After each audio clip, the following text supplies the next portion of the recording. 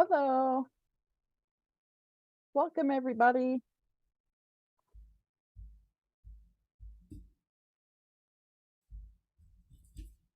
Hello.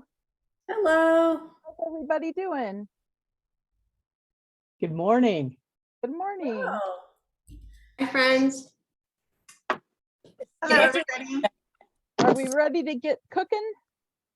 Yeah. Hey, Good. awesome. Excited to see some lovely faces. You can also feel free to turn your cameras off at any time. And you can also feel free to mute your mic at any time. It's totally up to you. We want you to feel comfortable here. Not everybody loves being on camera. I totally get that. So we'll be getting started in just a minute, but it's great to see all of you. Thanks for signing up and spending some time with us. And yeah, I'm excited to cook with you all and talk about my favorite subject, which is food. So, yay. Yes, and like Helen said, if you put your view on speaker, you'll be able to see Stephanie cook a little bit better. So the screen view will be bigger, and you can do that by hovering your little mouse at the top right corner of your little box and select speaker view. Okay. So we're gonna keep letting some people in. So who's gonna be cooking today? Raise your hands. Yay. Nice. How many of you typically cook during the week? I started from Alicia's Busy Cook thing that you guys did, and that's when I first started cooking because I had to go on the migraine diet. I'd never really cooked before. Now I cook all the time using her book usually. That's awesome. Our book is fantastic. Our books both are based on the Heal Your Headache Yes. list. Yes. Yes. Good. Okay. Good. So they're very consistent, and it's fantastic to have additional recipes. So I'm excited for her new book on the Mediterranean diet that's coming out this fall, I believe. And yeah, she's very creative and a colleague, and love her work as well. So for sure, if you haven't checked out her book, The Dizzy Cook, it's fantastic, as well as mine, the Migraine Relief Plan Cookbook. I can't wait to read yours. Yeah, it's exciting. I love your white cabinets. Thank you. This is a new kitchen. So I'm a new house, been here since the end of May.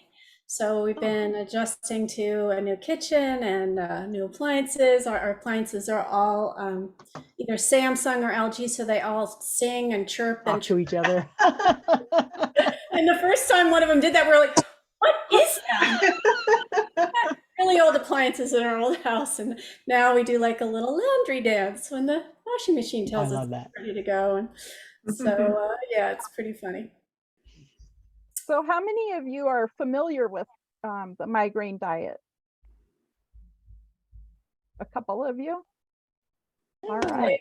Well, why don't I start by talking about that while we're waiting for folks to come in, Laura, and then we can kind of more formally get started. But so I was diagnosed at age 53 after I started having vertigo attacks, and had no idea that vertigo was a symptom of migraine, had no idea that the weather headaches I'd had my whole life were migraine.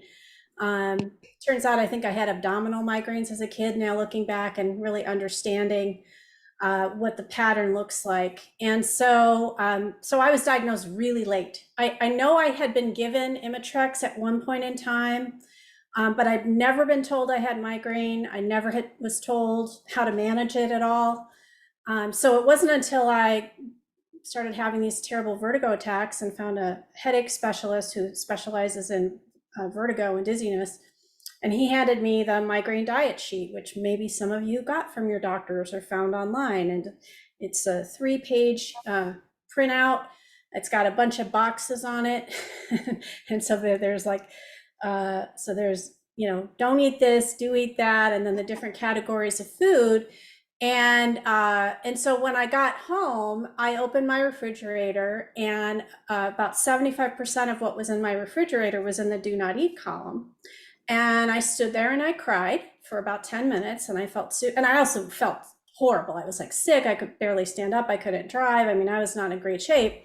But I just thought, how is this even possible that here I've been person involved in nutrition for 30 plus years, who eats very healthy. I was making my own sauerkraut and kombucha, and I had, tons of tempeh and miso and all these lovely fermented foods that everyone told us were so good for our gut and the probiotics. And then they all were in this do not eat column, and I just really didn't understand why. But I did my very best to try to follow it. And that plus the medication that he put me on, a preventive that was targeting the dizziness, after about 7 or 8 weeks, really started making a difference for me. And that's when I started researching. Like, I'd never heard of this thing called tyramine, which was supposedly in these delicious foods that were healthy for us, and yet we weren't supposed to be eating anymore. And I kind of went down this rabbit hole. I ordered every book that was available on Amazon at the time. Alicia's was not out at that point in time. And they all were helpful to some degree. Some of them talked about food, some of them didn't mention food at all. But I had been, my doctor had kind of primed me that food was going to be a part of my management. And I also, based on my background, which we'll talk about in a minute, I also had the experience of utilizing food to try to deal with health conditions. So I was all in on the food side. I just didn't know why I couldn't eat avocados or raspberries. Like, it just didn't make any sense. And so I ended up going to our medical library at University of California in San Diego and pulled every study I could find that related somehow to food or migraine in any way, and then very slowly read those. And I mean slowly, like I would read 3 words and then I'd have to look up the 4th. So it took a really long time because it's been a very long time since I've been at grad school. And slowly kind of came to understand that they didn't really know a whole lot about food and migraine, which was disappointing, but kind of understandable. That we probably weren't ever going to get anything definitive about it because it's extremely expensive to study. And there's no drug that you can sell at the end of that expensive study to make it worthwhile to do that study. So it's hard to get funding for those kind of research studies in nutrition.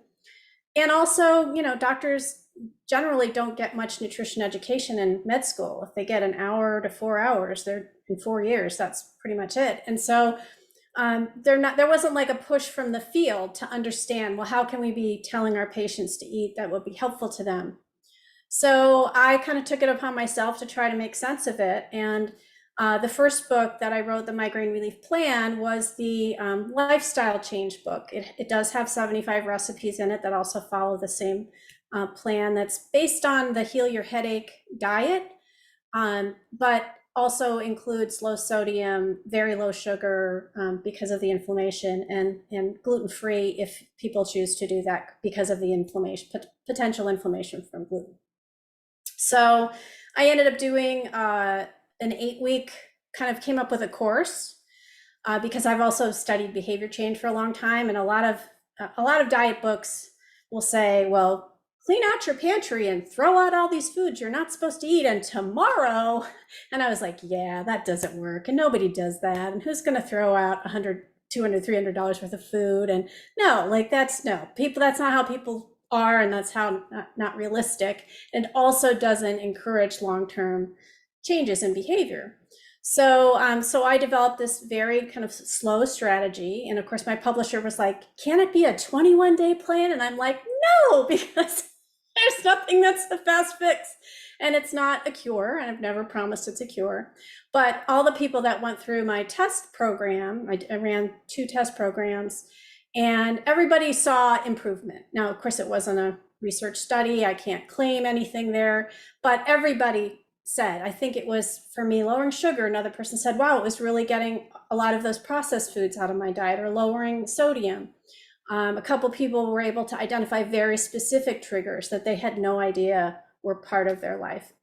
And so that encouraged me to develop the book proposal, sold the book, and then here we are 5 years later. So that's kind of how we got to this point. So the migraine diet, depending on who you talk to, is an elimination diet. And what that means is, for a period of time, you eliminate a particular list of foods. Sometimes if people have seem to have food allergies, they'll go on an elimination diet. There's other reasons to do that. kids who are on the autism spectrum, sometimes their families will go through an elimination diet to try to determine are there triggers that are happening for the child with different foods. So it's a well-known thing to do. The goal is not to stay on that restricted plan for long term. It's to figure out, kind of do an experiment on yourself. And my reasoning is, the 6 months are going to go by either way, hopefully, unless something terrible happens to us. So why not kind of learn more about how my body works? I had no idea light was a trigger for me. I had not made the connection to weather at that point in time. I did not know that fermented foods were a problem for me, aside from alcohol, which I'd never been able to drink without getting a headache. So for me, it was very helpful to figure out what specific foods seemed to be strong triggers for me. Triggers are also kind of controversial. Some doctors, depending on when you catch them, they might say, there's no such thing to, oh yes, I totally see my patients have them. It's pretty broad spectrum.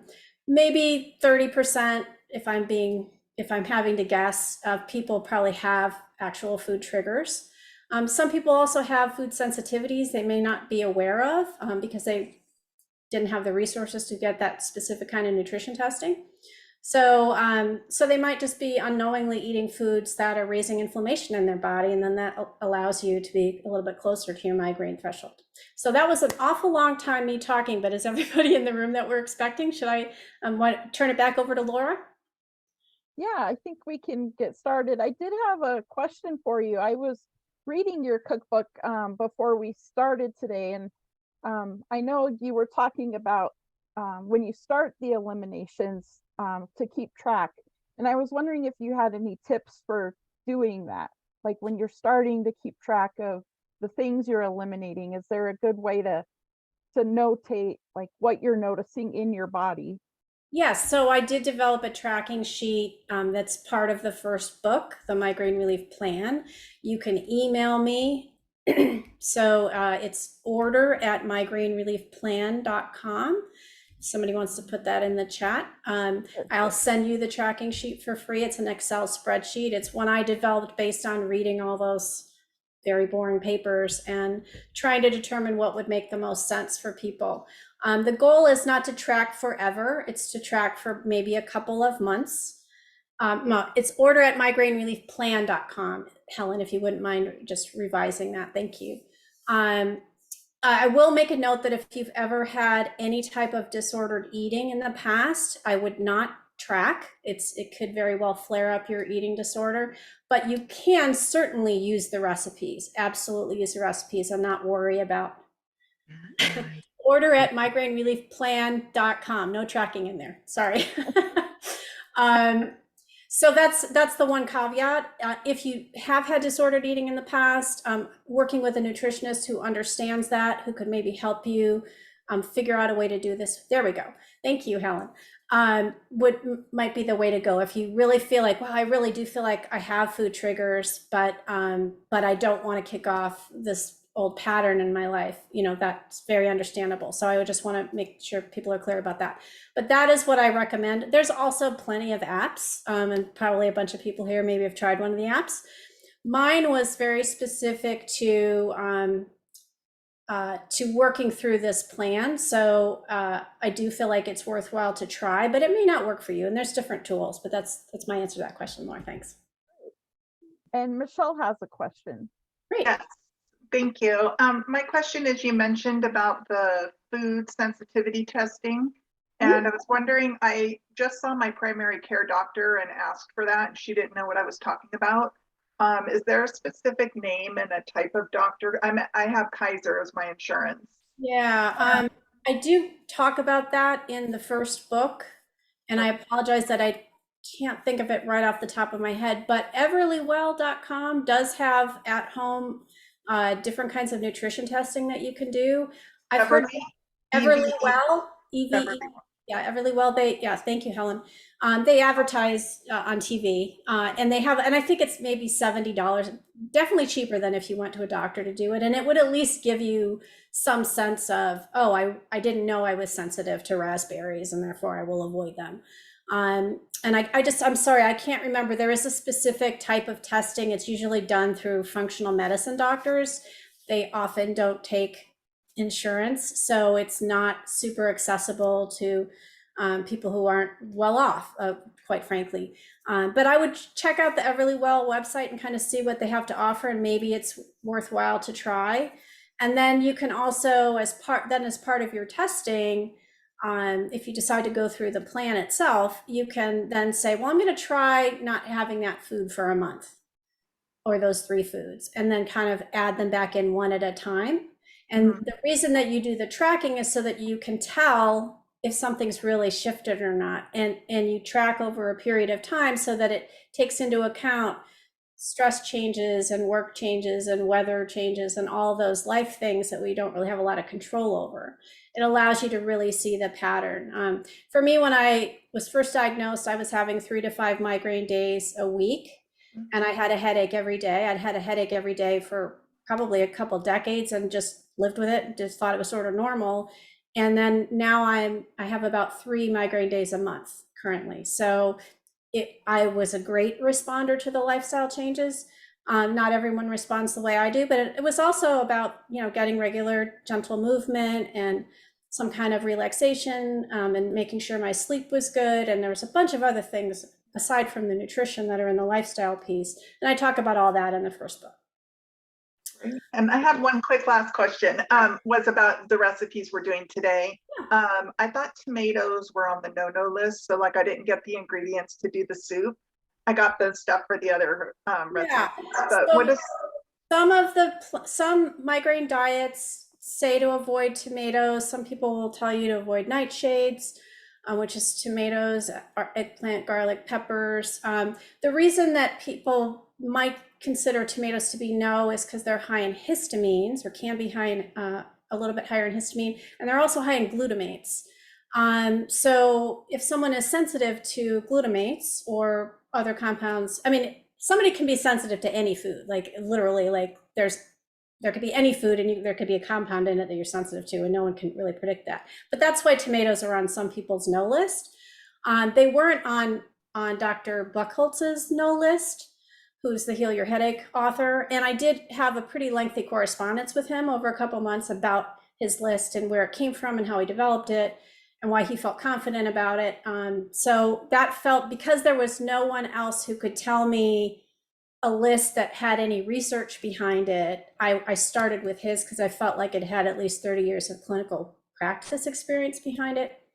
But if you suspect that tomatoes are a problem for you, then absolutely avoid them. And that's what I say in the book, is if you know a food that bothers you, like one of my recipe testers wrote me and said, I can't have stevia. And I was like, that's totally fine. Just substitute coconut sugar and you'll be good to go. So I'm all about substitutions. Laura, should we do like an official starting? Because I know we kind of just like slid into this. Yeah, I was just thinking that, like, we just jumped in and I didn't get to introduce you. So let me introduce Stephanie officially before she gets started with the cooking. This is Stephanie Weaver, and Stephanie is a chronic illness advocate, speaking coach, and author based in Oceanside, California. She lives with vestibular migraine, fibromyalgia, and is a thyroid cancer survivor.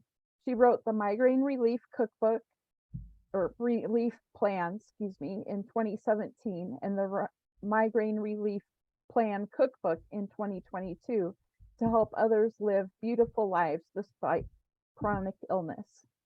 So we're very excited to have Stephanie, and I'm hoping, Stephanie, I loved your cookbook. It's full of beautiful pictures, and I really enjoyed reading about the resilience that you spoke about sprinkled in between the pages. And I was also hoping that maybe you could explain, as you're cooking, how we could figure out what swaps to make as Sure.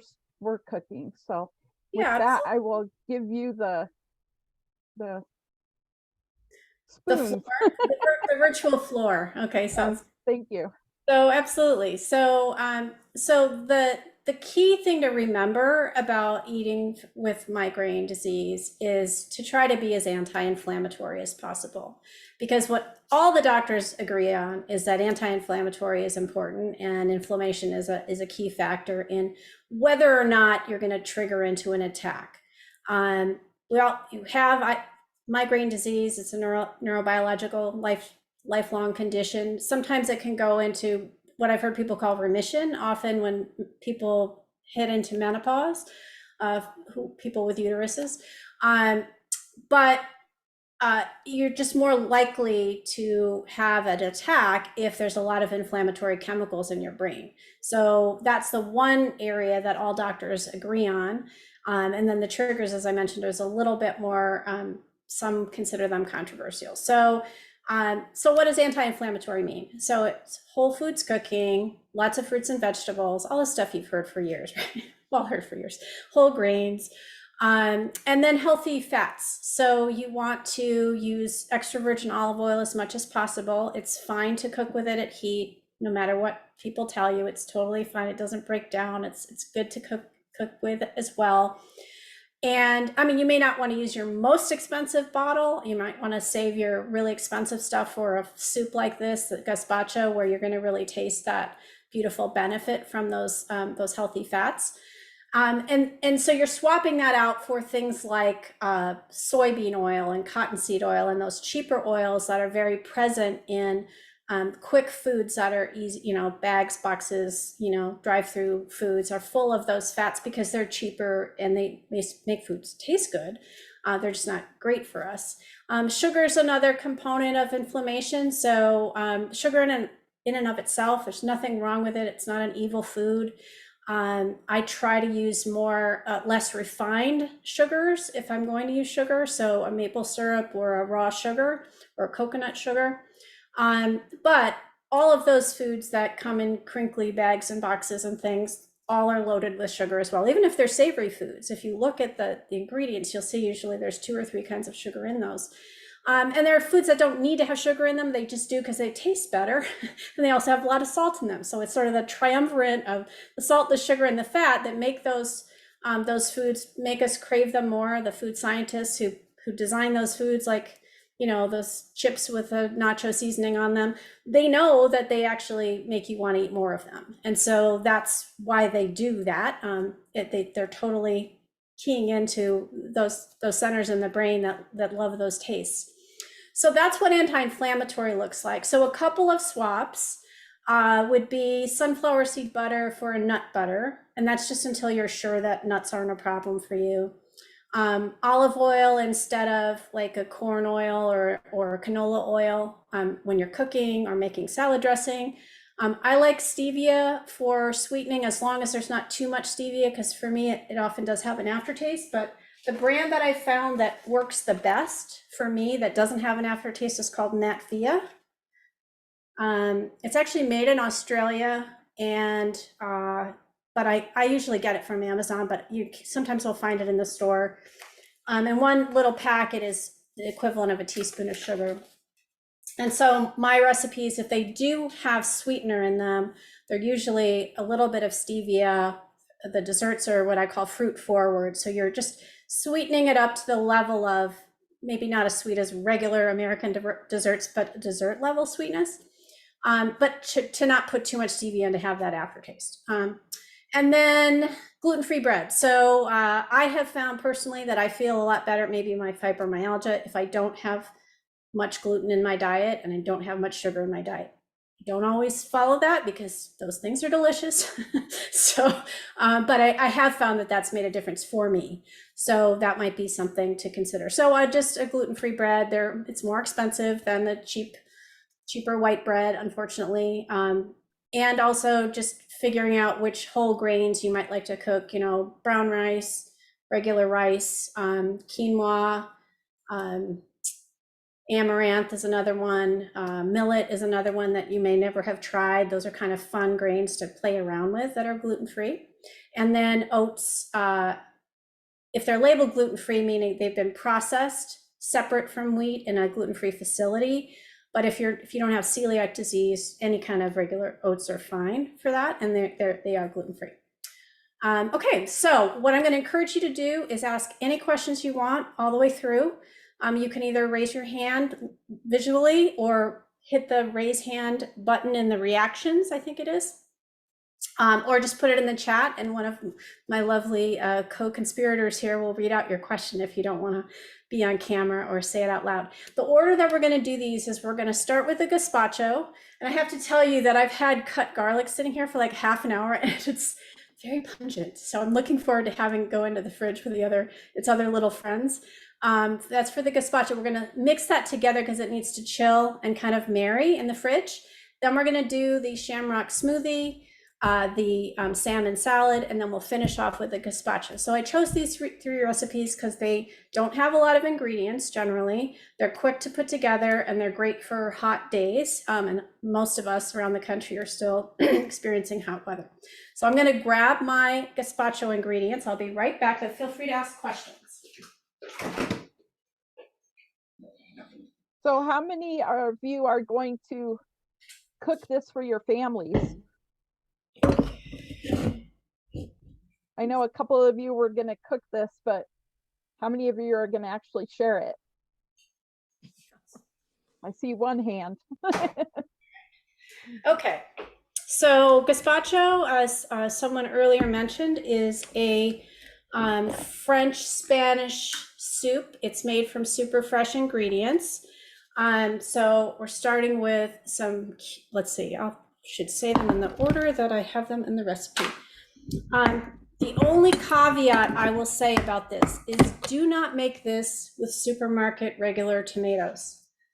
You will be very disappointed. It will taste terrible. So you either do farmer's market tomatoes when they're in season, or really bright red, like organic cherry tomatoes year round are usually pretty, can depend on them pretty well. Let's pick these up. So these are cherry tomatoes I got at the farmer's market yesterday. So I just halved them. It calls for a rough chop, but I just halved them. So those are going in the bowl. And then bell peppers, which overseas are called capsicum, in case you didn't know that. So I've been writing recipes and have an international audience, so I've always learned all the other. Now, this particular farmer's market, oh my gosh, look how red and beautiful those bell peppers are. When I saw them, I just stopped it. I was like, oh my gosh, I must have those. So I'm super excited to be making this soup. And then cucumber. So if you're using Persian or English cucumber, you do not have to peel or seed them. If you're using regular cucumber, you do. One note, the cucumbers I bought yesterday at the farmer's market, thankfully I did taste one. They were unbelievably bitter. I don't know why, but I'm so glad I tasted them and didn't make this huge soup and then have it be terrible. So always taste test your cucumbers is my tip there. Okay, so we've got 2 tablespoons of extra virgin olive oil. And if you have a Trader Joe's near you, the organic extra virgin Spanish is a really high quality olive oil that's not super expensive that you can get at Trader Joe's. And how to tell if an olive oil is really good and anti-inflammatory is if it makes you cough a little bit. Those are the phenolic compounds that are the anti-inflammatory compounds. And the really strong ones, so they rate them as 1 cough, 2 coughs, and 3 coughs, which I think is hilarious. So that's how you know you're getting a really good olive oil, if it makes you kind of cough a little bit from the strong kind of peppery flavor. 2 teaspoons of white vinegar. So vinegar is a fermented food. I did talk to Dr. Buchholz about that, and he felt that, that a small amount of vinegar in a recipe would probably be fine, and the white vinegar is sort of the most innocuous. If you're going to buy regular white vinegar, make sure it's organic, because otherwise it's made from GMO corn. We don't really need GMO corn in our lives. Or you can, once you've tested it, you can use other vinegars, but it's a pretty small amount. Okay, here's that very peppery garlic I was mentioning, which I'm very happy to be sending off into this bowl now. And let's see. Okay, 2 sprigs of fresh savory, leaves only, and 2 sprigs of time. So these have been de-leafed. I don't even know if you can see that. Yeah, kind of. So this is what you don't put in. These are the twig parts. And then these are all the little beautiful leaves. Okay, so you just throw those in because this is going in a food processor. You don't have to do a lot of prepping or chopping. And then that's it. So there's one more ingredient, which is a slice of gluten-free bread, but that's not till later. So you just want to stir it around. So essentially what you want to do is let these flavors start to marry.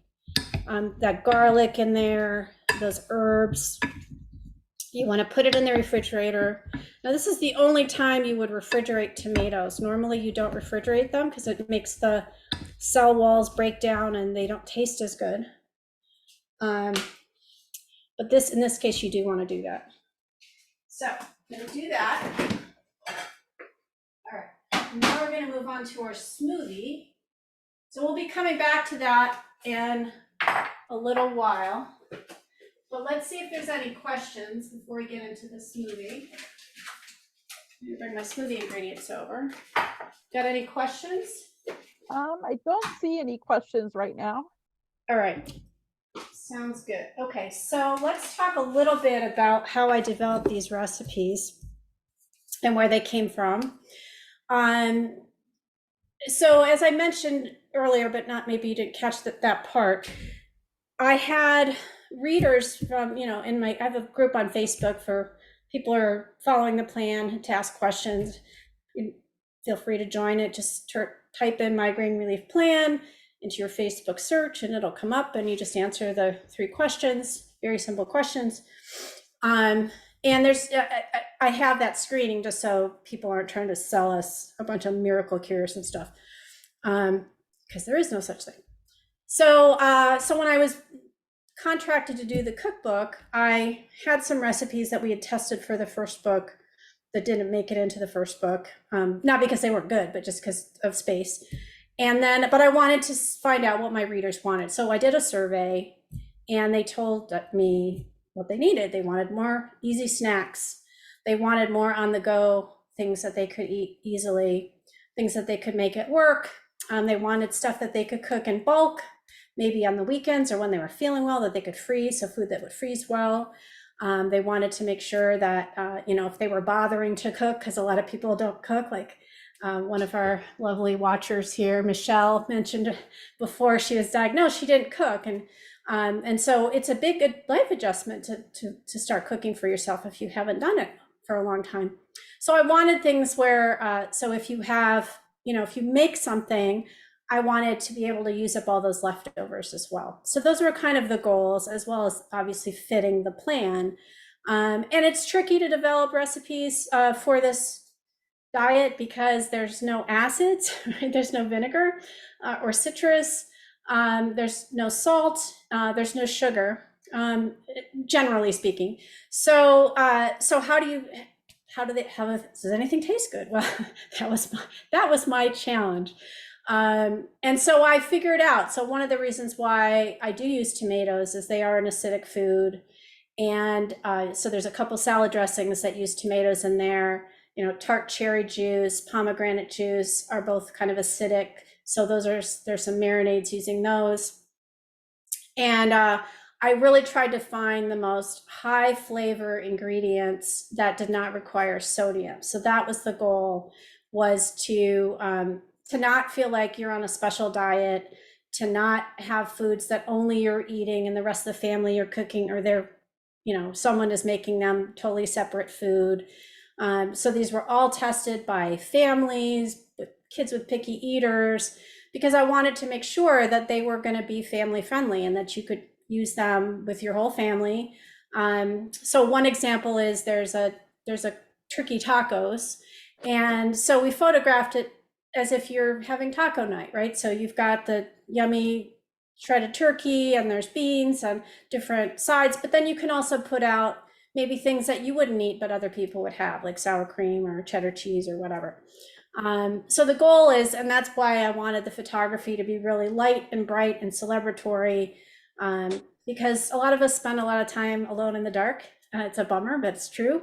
So I wanted the cookbook to be a place to really feel inspiring and to have you feel like you could, really enjoy these recipes and that your family could too. And the recipe testers came from either 4 or 6 countries. There were 40 people involved, which was great because, the book is sold in other countries. And, I would get an email from someone in the UK saying, what are fire roasted green chilies? And I'd be like, oh, okay, they don't sell those there. All right, well, then I'd have to figure out what would be the correct substitute for that person, for them to use if those weren't available. So it made the book, I think, a lot more useful globally.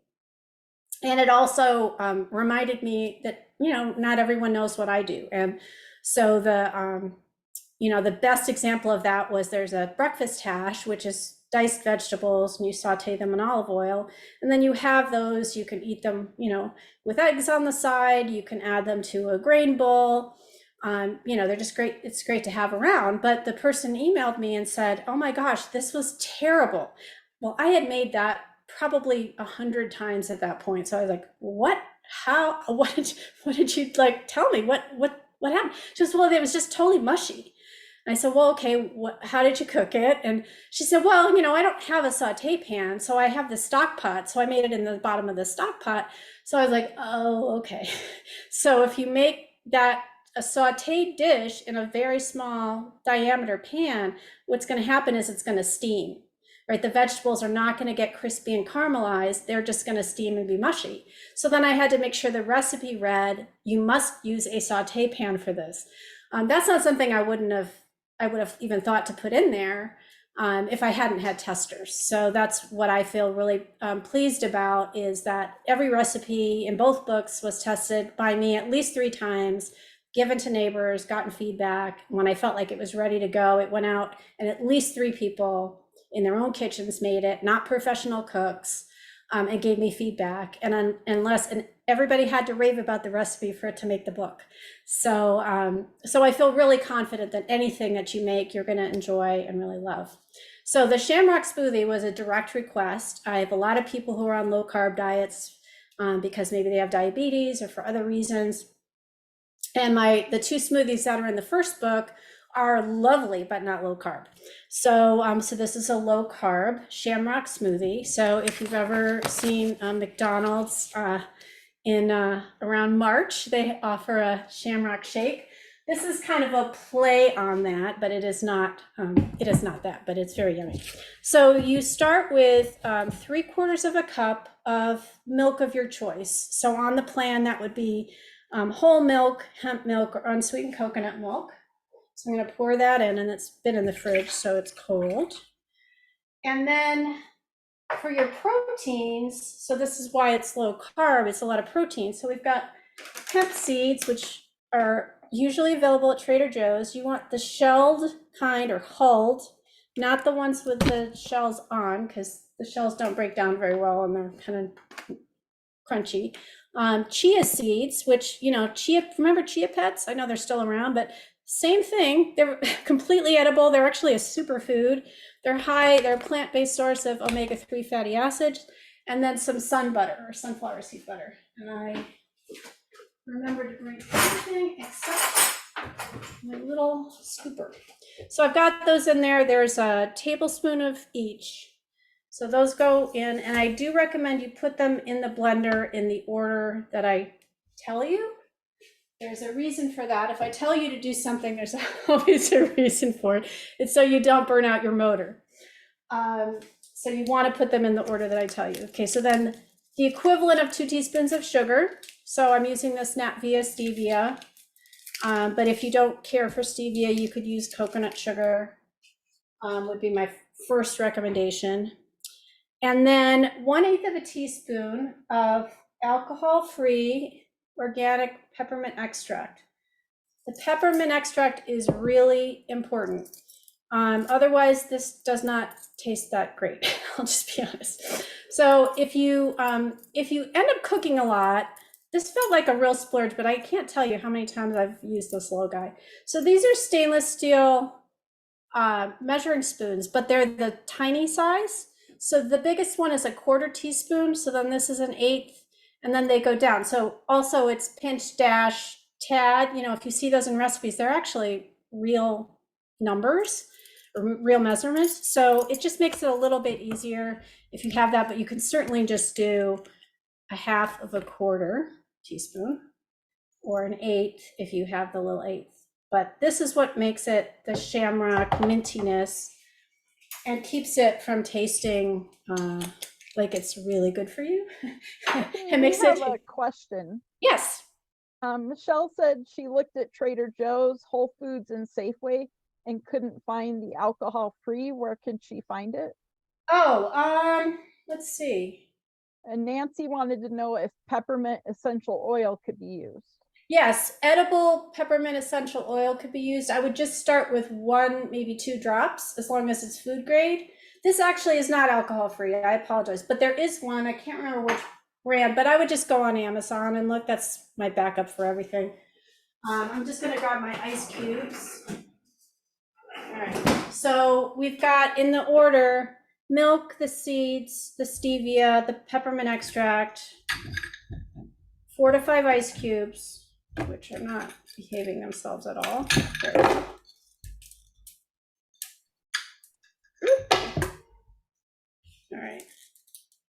All right, we're gonna go with 4. And then 2 handfuls of fresh spinach. This is one time where you would want to spring probably for organic. I try to do organic with my greens because it's very hard to wash pesticides off them, but food's expensive, so do what you can.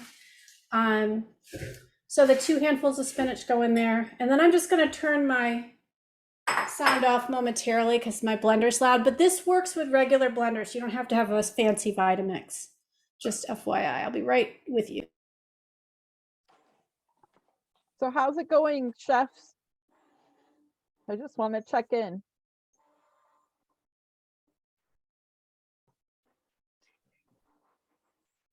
Yeah, who's cooking?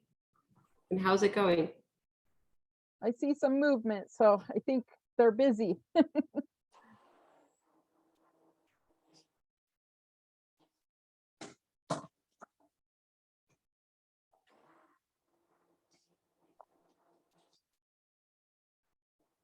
We'll let everybody work and I'll keep things to the minimum so that people can concentrate. So one tip I do we have another question. Go ahead, Karen. Oh, you're muted. Okay, I unmuted. I have a question not related to the smoothie, but I'm vegan, and like Stephanie, I probably had migraines my whole life. But in my later life, it's from about 55 onwards, my migraines got really, really bad. Okay, so going back, I don't eat meat products, and I've heard in Stephanie talking, she has mentioned nuts, soy, avo, and red peppers as all being no go. I eat a lot of soy, a lot of these items. Do you have any ideas? Or, I mean, obviously I have to look at triggers and do the elimination if I want to find out, but yes, is my question. That's a great question, Karen. I was vegan and gluten-free when I was diagnosed. So I was coming from 4 years of being vegan and 20 some years of vegetarianism prior to that. So totally know where you're at. I did have to come back to some animal products, but that's not everyone's choice, which is totally fine.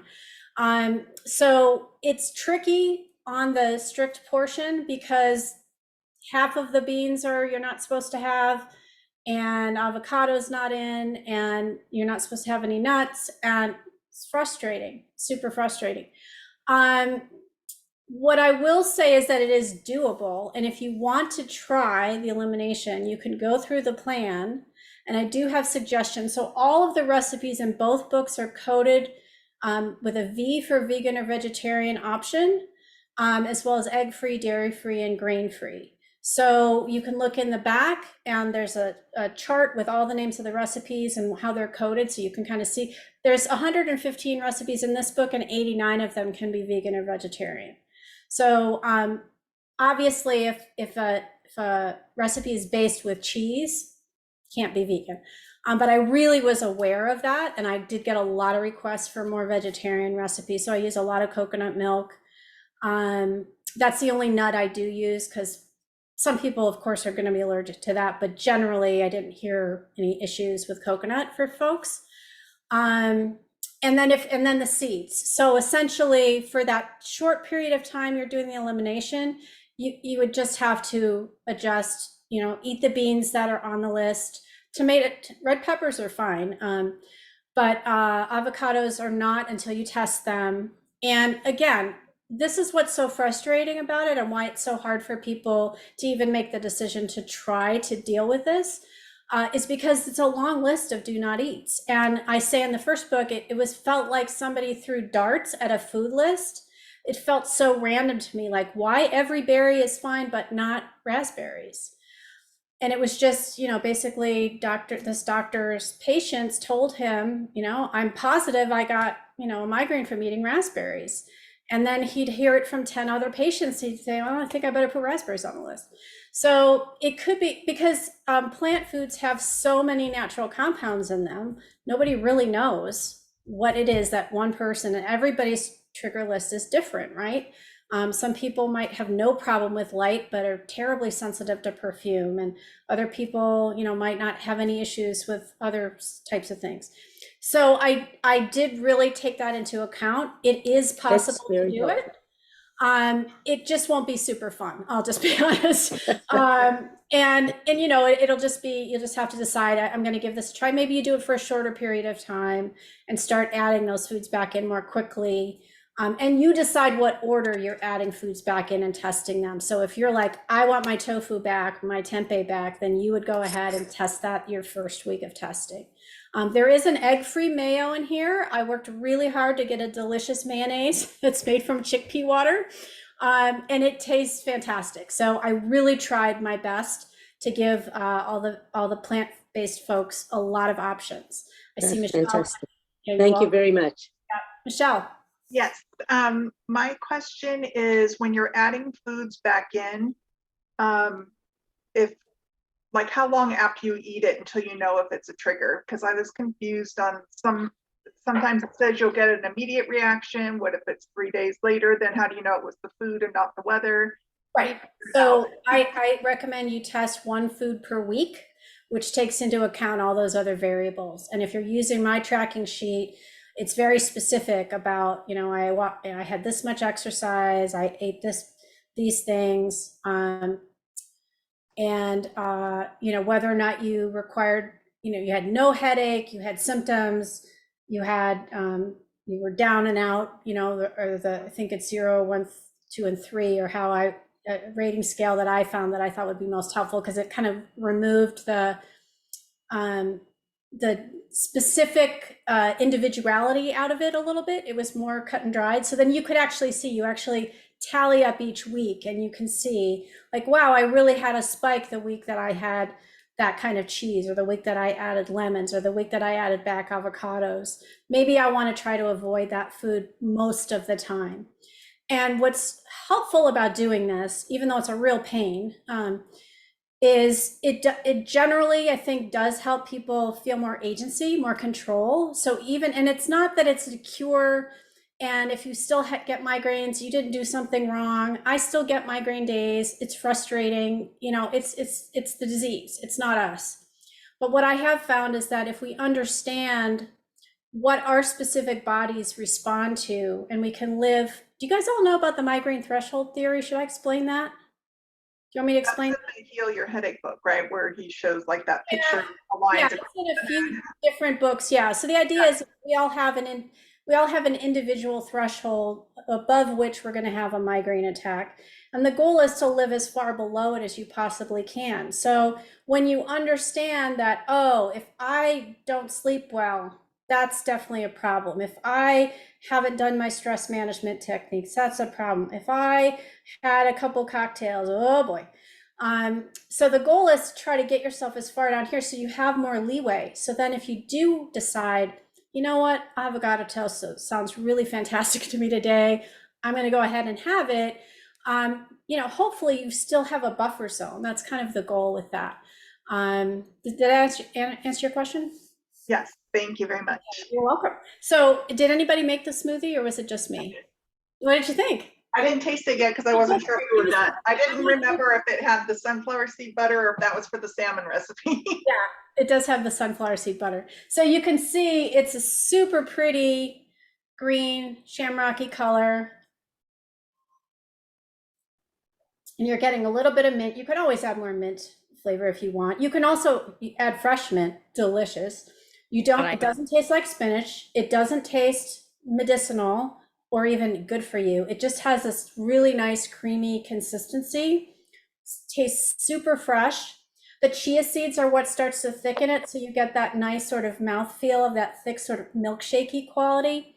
And the ice cubes. And the only other tip I'll say, especially if you have a lower power blender, like a regular blender, is when you turn it off, if you still hear the ice cubes, then start the lowest speed and turn it back on again until you don't hear any ice cubes going around. All right, well, I would encourage you to make that because it's so yummy.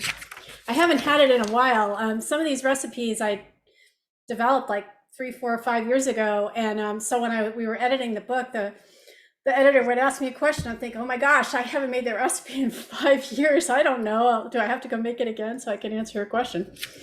Okay, so we're gonna, go ahead. Wanted to know if you could use fresh mint instead of the extract. Yes, absolutely. You can use fresh mint. So if you are growing it or you want to spring for it, delicious in there. So it kind of has that a little bit of that mojito feel on the way. So we're gonna do the salmon salad now.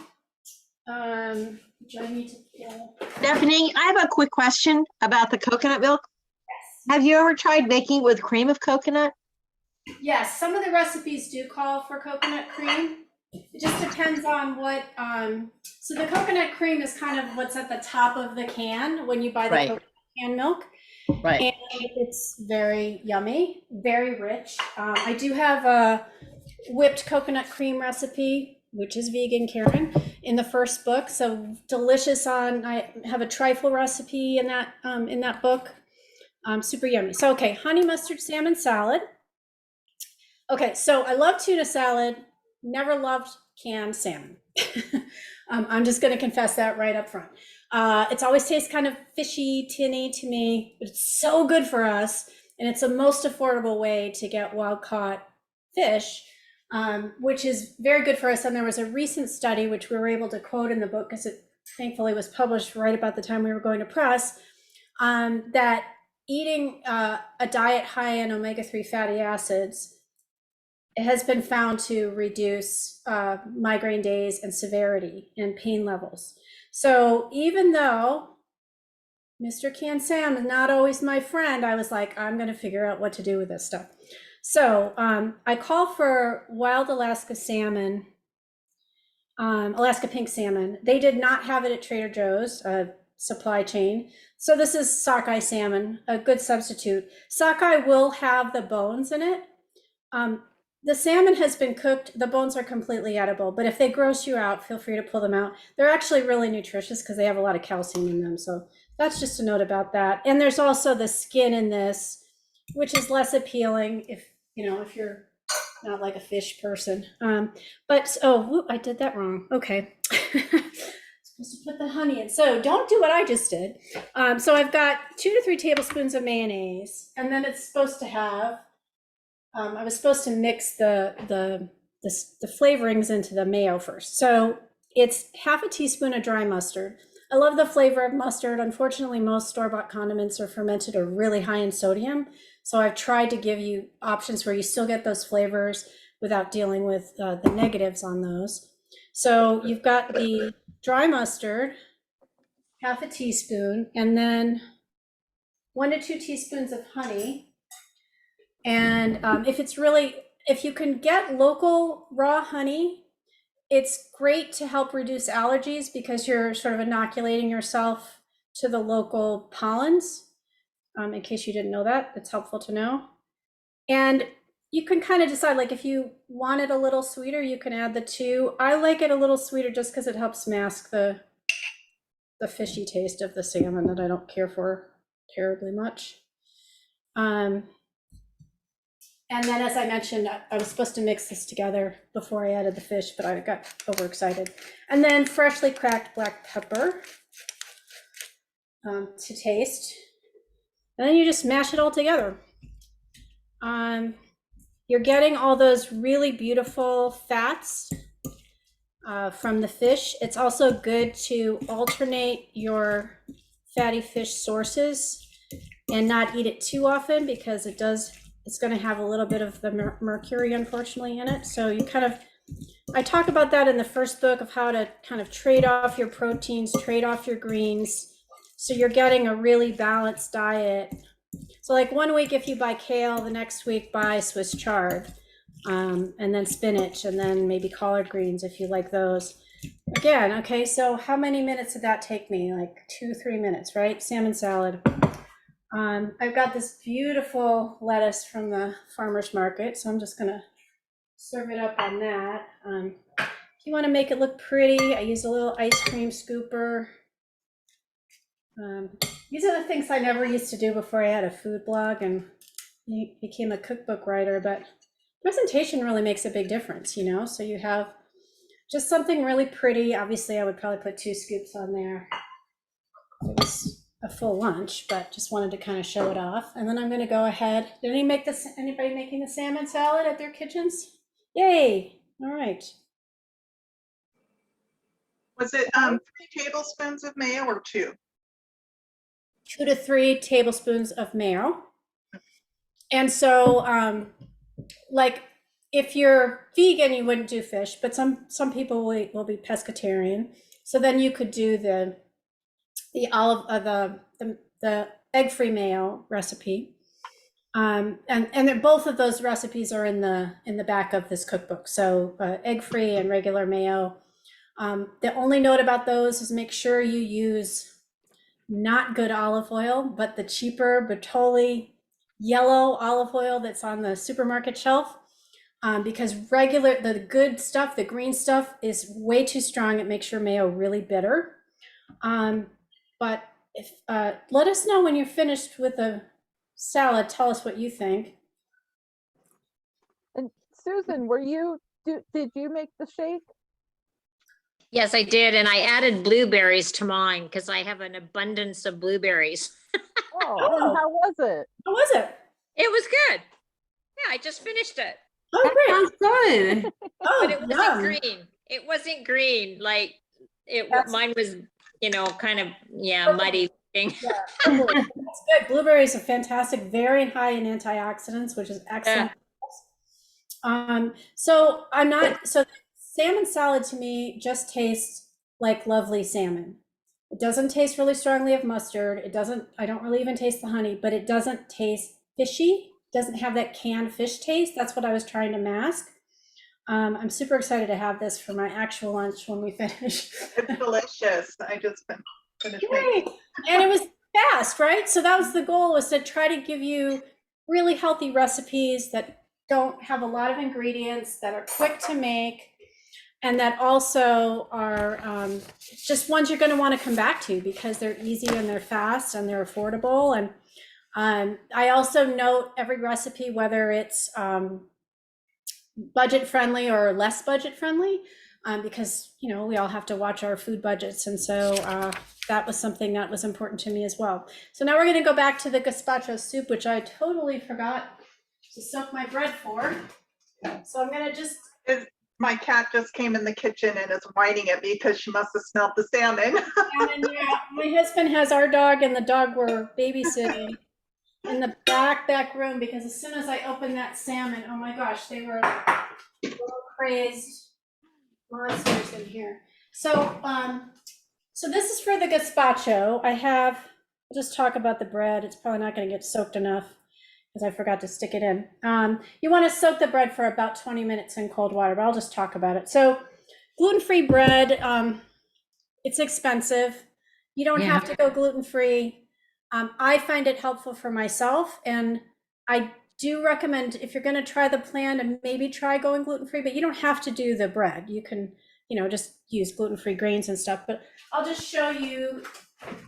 I only have one kind here at the house. Unfortunately, Trader Joe's, either they're having trouble with their manufacturing or whatever. This is the only gluten-free bread my Trader Joe's is currently selling. They used to sell whole grain rice bread that had like nuts and seeds in it, and it was gluten-free, and it was much heartier, and I liked it a lot better. And I think it also was lower sodium than this is. But this is the most affordable bread in my neighborhood, so this is the one that I tend to buy. And it always has these weird little, I don't know why gluten-free bread seems to do this more than regular bread, but it always has these weird little ends that aren't like full-size slices. And, one's tendency might be to throw those out, but I don't ever throw mine out. I throw them in a Ziploc bag in the freezer. So they're often like this, like little weird little skinny end pieces. I throw them in the freezer, and then when I have a full bag of them, I will use them to make meatballs. I'll use them to make breadcrumbs. Might use them for gazpacho. So that way I'm not wasting any food. And I think that's really important. One of the things I learned with the first book was that we're throwing out about 30% of all the edible food in the United States due to waste. And that includes food at our homes. And so when I started thinking about it, I was like, wait a second. So if I'm spending $100 on grocery, I'm throwing out $30 worth of food every week. I can't afford that. That's insane, right? And so I really started paying attention. My recipes, so this is I'll just tell you all, this was a big fight I had with the editors of the book, because I would say, use a bunch of parsley or use a bunch of cilantro, because I hate recipes that will say, use a half cup of cilantro. And then you're like, well, what do I do with the rest of this bunch? And it always goes bad in the fridge, and then you throw it out. So I just designed my recipe so you could, regardless of the size of the bunch, you could just throw the whole bunch in. Well, they were having none of that. So I ended up having to go and like re-weigh the bunch, and just say it was a cup chopped or whatever. But I'll give you a secret. You can use the entire bunch in any of my recipes and they will come out just fine. So for example, this beautiful soup, this vegan carrot ginger soup that's on the cover. If you don't like cilantro, that's what's called for, but you can also use Italian parsley. Just chop up the whole bunch and just stir it in at the end. It's delicious.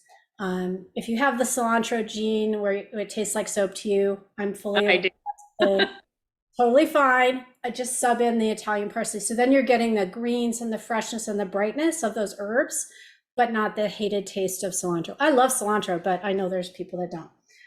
Okay, so let me get my gazpacho, which has been beautifully melding in here, and I don't even know if it's all going to fit in my food processor. That is a lot. Okay, so give me a minute, because this might be a little tricky. Okay, so Stephanie, if you're using regular bread instead of gluten-free, do you still soak it?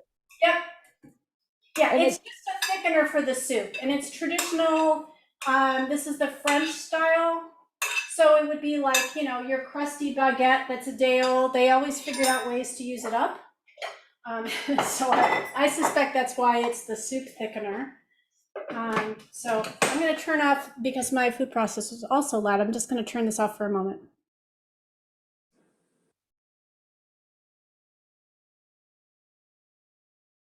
And when she's done blending, I will ask that question, Michelle, or I'll let you ask.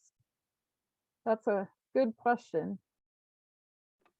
Thanks. Yeah, I had bought, when I went to Trader Joe's yesterday, I bought some salmon that was not in a can, just in case, because once before I tried canned salmon and I didn't like it. So just in case, I wanted to have an alternative, but I thought I should ask. And how much do you use of it? Yeah, I'm sure that would taste great.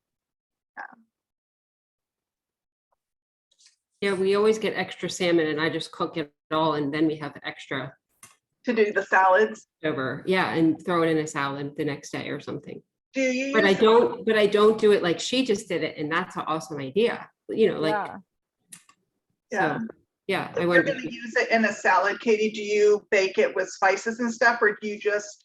I'll bake just it like, with I'll just like make a salad and then put it on top, like I would have had it, you know, in my dinner. I'll just put it on top of my salad, but making it like a tuna salad, like a, you know, like you do tuna fish salad, but a Right. salmon salad, like you just did. I wonder if you can. Totally, absolutely, yes. So it's a great use of leftover cooked salmon, not raw salmon.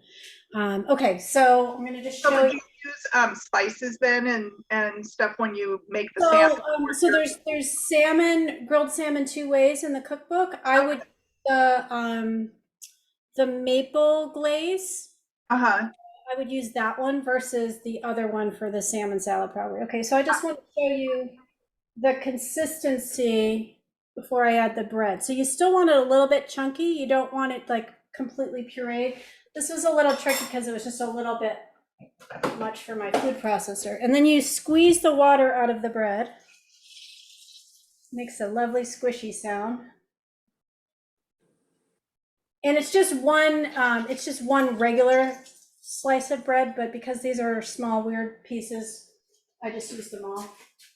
And then you just want to process a very short amount of time, because if you over process it, it stops having the thickening power.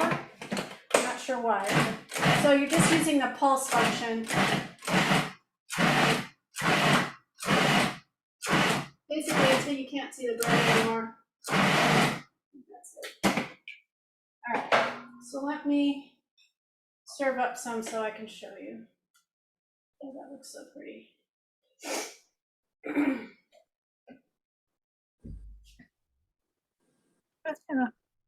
Oh, it looks Kind of good. looks like salsa. Yeah, it does look like salsa. That looks really good. Oh my gosh, it just tastes like summer. Really good. Now, can you save that, Stephanie, too? You mean in the fridge? Yeah. Yeah, it's gonna taste better the longer it sits in there. Okay. You want to serve it really cold.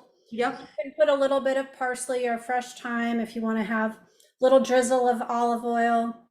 Yep. And this is where, if you can tolerate some salt, this is where I add the salt. So the way that all my recipes work is there's almost never any salt added unless there's a very specific reason. Then it's a really small amount, like a 1/16 of a tablespoon of smoked salt or something.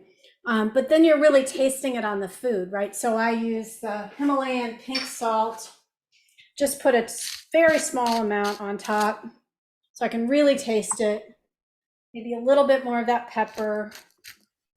I would definitely drizzle some of this beautiful olive oil on, because then you're getting some more anti-inflammatory benefits from that. And then if I've got a couple little leaves left, little fresh leaves, those just make everything look so much tastier and yummier. I know you can't really see into my bowl very well, but I'll do my best. And this was developed based on a food memory. So when I was 50, I'd always wanted to go to France, and we finally had the means and opportunity to do that for my birthday, which is the first day of summer. So we went to France, and we were in Provence, and it was blasting hot. But it was our very first meal. We went across the street to lunch, and it was just you're sitting there, you're so hot, and they had gazpacho. So I thought, oh, that sounds really good. And it came in like a mason jar. So it was kind of stacked with salad and then like this beautiful little crostini on top. And it was just and it tasted incredible because the produce is so amazing there. And so I really wanted to try my best to replicate that memory, that food memory, which is why I do not use supermarket tomatoes. Do use good summer tomatoes, or in a pinch, if you're really missing it, you can definitely go with a really, really red cherry tomatoes, usually organic ones. The super sweet 100s, if they have them, are what I tend to buy in non-peak summer times. But then the longer it sits, yeah, the flavor of the garlic's going to come out. The flavor of those herbs is going to come out some more, and it's really going to meld together. So tomorrow it'll be really incredible. And that's all for me because my husband doesn't really eat soup, so I'm kind of excited. All right, so that was 3 recipes in a little over an hour. Yay us. I hope it showed you that these are fast, easy recipes that anybody can manage. I tried really hard to use just kind of one set of spices. So you don't have to buy 25 spices to make my recipes. They all kind of go back to the same set of spices, which, it's annoying. Like if you like somebody tells you to buy marjoram and you're like, oh, I'm never going to use marjoram ever again, right? So I was really thinking about that as well, trying to be really thoughtful about the number of spices that I used. I use a couple of spice blends that I talk about and why those I think are good.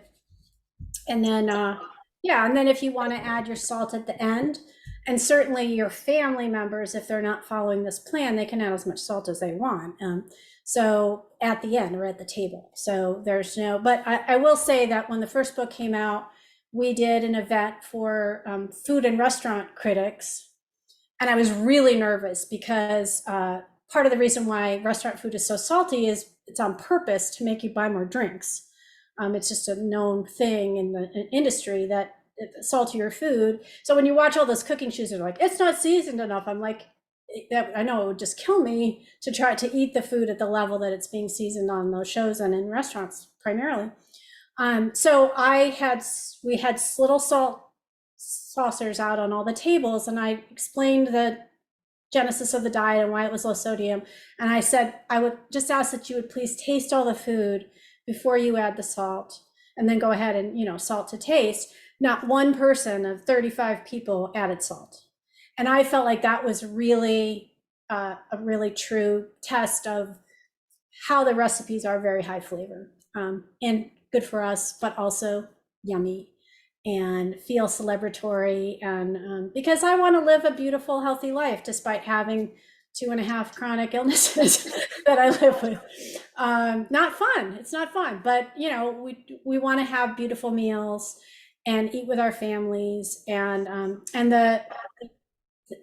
the reasoning behind the resilience series quotes. So there's 30 quotes that are sprinkled throughout the book that came about from a interview series I did that you can find on my Facebook page and on my Instagram and on YouTube, called the Resilience Series. So I interviewed migraine doctors and migraine advocates, and I interviewed Shirley from Miles for Migraine as one of them, and then there's quotes. They're sprinkled throughout the book. So when you're if you're having a low day, you might not feel like cooking, but maybe you'll flip through and you'll find a quote and it'll lift you up. And that was kind of the intent, that we have a chronic illness. It's not going away. Doesn't mean we can't still have a beautiful life. And I wanted to encourage people to learn how to build their own resilience. And part of that is through nutrition, and part of that is through other means, and also being community, like with all of you. So thank you so much for being here today. This is awesome.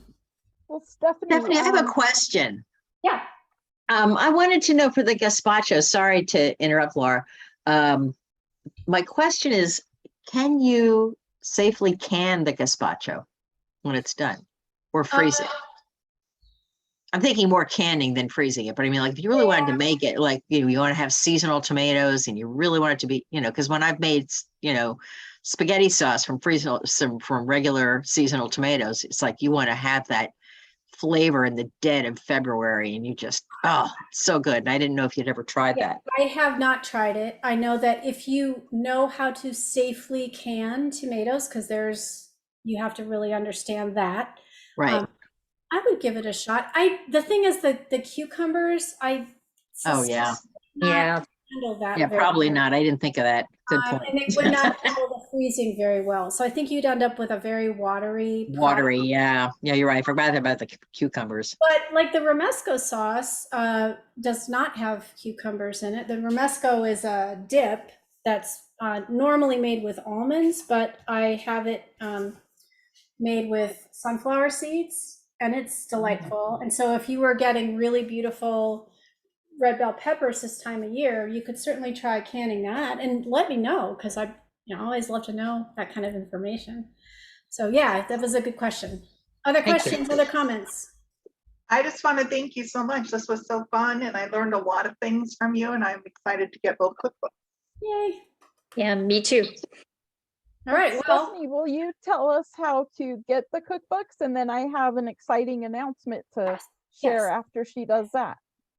So the easiest thing to do, of course, you can just search it on Amazon. But if you want a signed copy, a personally signed copy, or you don't want to use Amazon, if you go to migrainereliefplan.com, you'll see the cookbook at the top. Just click on that. It'll just take you to the part of the page. And then I have buttons, purchase buttons for each of the sites. So IndieBound, bookshop.org, my local bookstore where I do make the signed copy. So if you do want a personally signed copy to you, you can order it through them.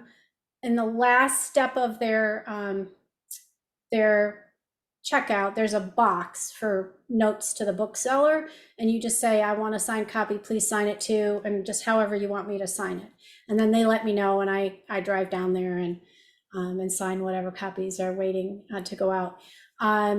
And the other thing I was going to say is if you've already purchased a copy, thank you. Would love to get some more reviews on Amazon. For some reason, if you have 50 reviews, it's supposed to do better things in the algorithm. So if you happen to have bought it on Amazon, you haven't reviewed it, it would be lovely if you would go over there, review it however you want. I'm not telling you how many stars to give it. That's also super helpful. And if you already have a copy and you want a signed book plate, just email me and I'd be happy to sign a book plate for you and put it in the mail so you can have a signature in your book. That's a sticker that goes in the front of the book. So you can find me on all the social media platforms at SWeaver MPH. So SWeaver and then like miles per hour, but it stands for Masters of Public Health. I'm on Twitter, I'm on Instagram, so you can DM me on any of those platforms. If you want to chat more, if you want to join my group, it is Migraine Relief Plan on Facebook. So just, you don't even have to go in the group section. You just put it in and it'll pop up. It's a really nice group of people, and often people share recipes, they ask questions. If they're just starting the plan, it's a great place to get encouragement. And, if you need other ideas, sometimes we have people who are really into making up new recipes and they share those, which is really fun. So yeah, and I think, Laura, we're ready for you, yes? Yes, definitely. Well, I do have a copy of the book and I'm so excited to get started cooking myself, and I'm gonna get a few copies for some little lending libraries in the community. So I'm just really excited for this, and I'm excited to announce we have 2 winners of a cookbook. So Michelle and Karen, if you will stay on at the end of this, Hey. you have both won one of the cookbooks from today. So congratulations. Wow, that's exciting. Thank you. Yeah. You're welcome. We're excited. So, thank you, Stephanie, you. so much for sharing all of your knowledge, and thank you all for participating today. We thank you for being here, and we're just so glad to have this community and this fellowship. So we will just get your address and your information, Michelle and Karen, and those are actually coming out from my house, so I can sign those for you. And then we have a survey we want you to respond to, right? Yep, definitely. And Thank you so much. The My name survey is will be in the chat, so we will get that put in just a moment. So thank you so much, and here's the survey link in the chat if you don't mind clicking on that and filling it out for us. And I wish you all the best on the rest of your Sunday. Thanks. Thank you so much. Thanks so much for being here. Thanks so much, Stephanie. Welcome. Thanks for cooking along, those of you who did. Thanks for all the great questions. And I'll stay for a little bit, but just make sure we have Michelle and Karen's contact information and how you want your book signed. And I'll get those in the mail this week. Those are coming from my personal stash. So here at the house. Yeah, so this was great. I thank you for responding to my vegan question as you did, because many people hear that I'm vegan or hear that somebody's vegan and they're like, well, I don't know what you know. Yes. And it was really refreshing to have you be so positive. So Absolutely. Well, you Yeah. know, eating more plants is good for everyone and good for the planet, regardless of how far someone takes that. So I'm super respectful of that. And it's all good. And I did really take that to heart. So like I said, Yeah. 89 of the recipes are either vegetarian or vegan. So, you know, you should have plenty to choose from between this book and the first book. I think it's about the same percentage. There's 75 recipes in the first book, and I'm guessing that, you know, maybe 65 of them can be vegan. So, yeah, so all good. And of course, that's great. It's great to have all of you here. Thank you so much for spending an hour and a half of your Sunday with us. I'm just going to check the chat here just to make sure I'm not missing anything. So. And Michelle and Karen, I spoke wrong. We have your address in your registration, so we have all of the information we need from you. Wonderful. So And just we are good to go. I just want to point out my name has one L for if she signs the book. Yes, I see that. Okay. Thank you so much. This is wonderful. This was Okay. good. Thank you. Happy migraine-free week, everybody. Yes. Bye, Let's everyone. hope. Bye. Bye.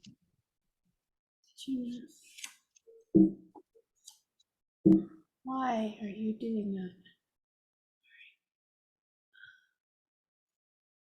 Okay, thanks everybody. This was You were great. fantastic. That was great. Loved it. It was so nice meeting you. It's so good to meet you. Really nice to meet you too, Laura. Thank you so much. Thanks for reaching out a while back and including Yeah. my info and your resources. I appreciate that so much. We'll be in And, touch. That was super great. Yeah, thank you. It was wonderful. Well, have a good Hopefully- weekend, everyone. Yeah, hopefully we'll have you again next year, maybe. Yeah, that'd be Sure. great. Anytime. Okay. Take care. Bye-bye. Thanks. Bye. Thanks, everyone.